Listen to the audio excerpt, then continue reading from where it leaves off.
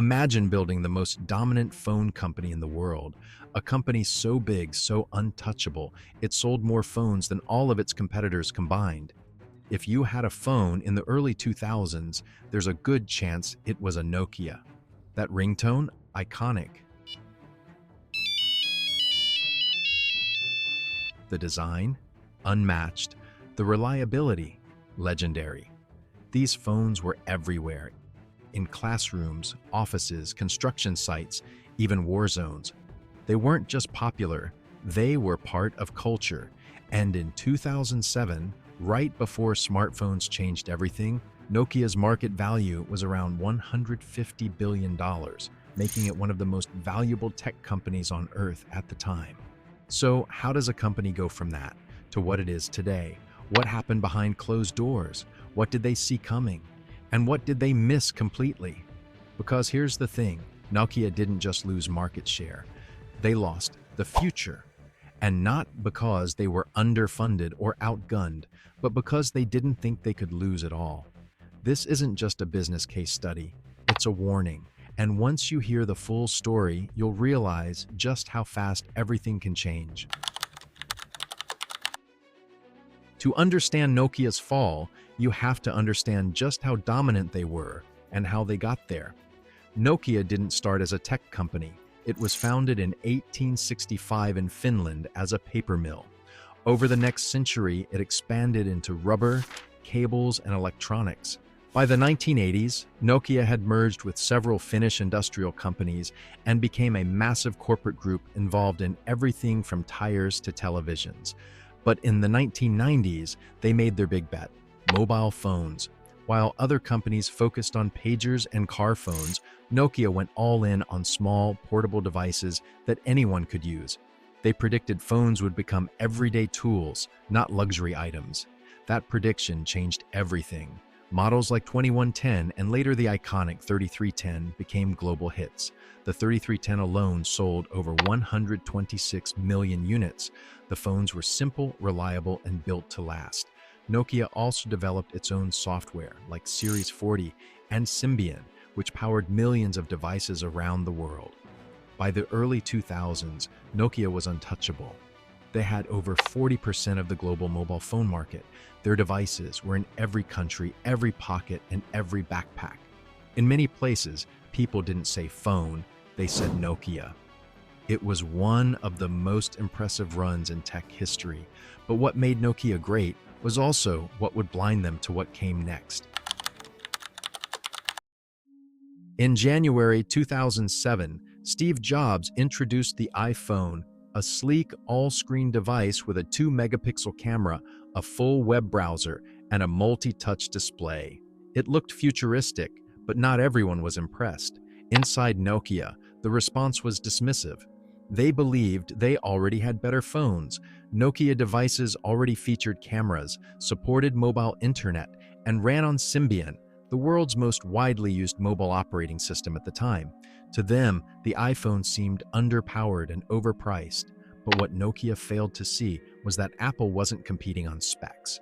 They were competing on experience. The iPhone prioritized simplicity. It didn't use a stylus. It had no physical keyboard. The interface was fluid, intuitive, and finger-friendly. Even without the most features, it delivered something users instantly understood and enjoyed. The game changed in 2008 when Apple launched the App Store. Now the iPhone was not just a phone, it was a platform. Developers began building thousands of apps. Suddenly, the smartphone was no longer just a phone, but a hub for everything: music, work, messaging, and entertainment. Meanwhile, Nokia was stuck. Symbian had not been designed for touchscreens. It was fragmented, clunky, and difficult to develop for. Attempts to modernize it came too late and felt dated. Then Android arrived. Google offered manufacturers a free, modern, touch-based operating system, and companies like Samsung and HTC jumped on it fast. By 2010, Nokia's market share was shrinking fast. And the worst part? The real fall hadn't even started yet. Internally, Nokia was chaotic. On the surface, it was a confident company, still selling millions of phones. But inside, it was fractured. Executives were divided. The company had become bloated, with multiple departments working on overlapping projects, often competing instead of collaborating. Leadership underestimated how quickly the market was shifting. They believed hardware was still king. That brand loyalty would carry them through. They did not see software as the future, even as Apple and Android proved otherwise. Between 2007 and 2010, Nokia released dozens of phones. Some were touch-based, some were hybrids, and others stuck to traditional keypads. But none of them captured the public's attention like the iPhone or Android. Symbian updates came slowly. Developers were frustrated. Consumers were confused. That's when Nokia introduced MeeGo, a new Linux-based mobile operating system developed with Intel. It was fast, elegant, and designed for touch. In 2011, they released the Nokia N9, the first and only MeeGo phone.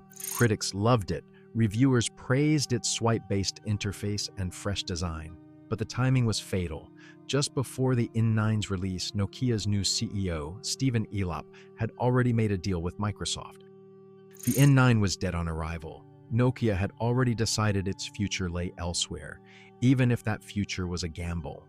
And that gamble would cost them everything. By 2011, Nokia was backed into a corner. iPhone and Android had taken over the market. Nokia's own software platforms were falling apart, and rather than invest in fixing Symbian or continuing with MeeGo, Nokia chose a third path, one that would define its downfall. That year, Nokia announced a major partnership with Microsoft. The new plan?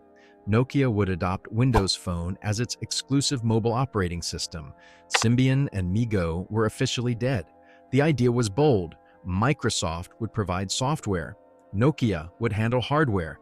Together, they would compete directly with Apple and Google. There's always another challenge, and with this acquisition, we'll take things up to the next level. But the plan was flawed from the start.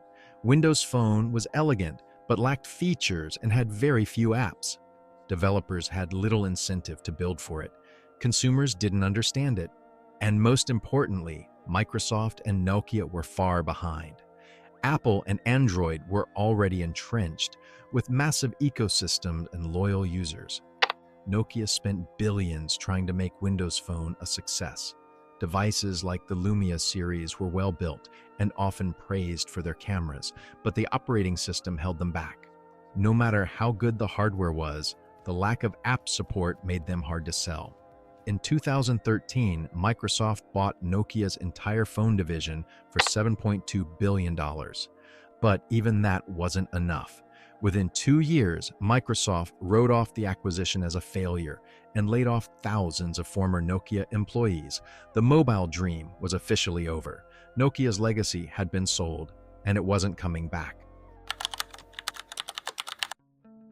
After the collapse of its mobile empire, Nokia didn't disappear completely. Today, the Nokia name still exists, but it lives a very different life. The phone brand is licensed to HMD Global, a separate company founded by former Nokia employees.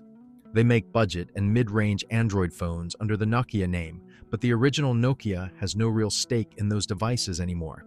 The actual Nokia, the company behind the scenes, has shifted back to its roots in infrastructure and networking. It now focuses on building 5G networks, telecommunications hardware, and enterprise technology. In that space, Nokia is still a serious player, competing with companies like Ericsson and Huawei. But to most people, that legacy is invisible. What they remember is the rise and fall, the ringtone, the indestructible phones, the moment when Nokia was on top of the world and then lost everything.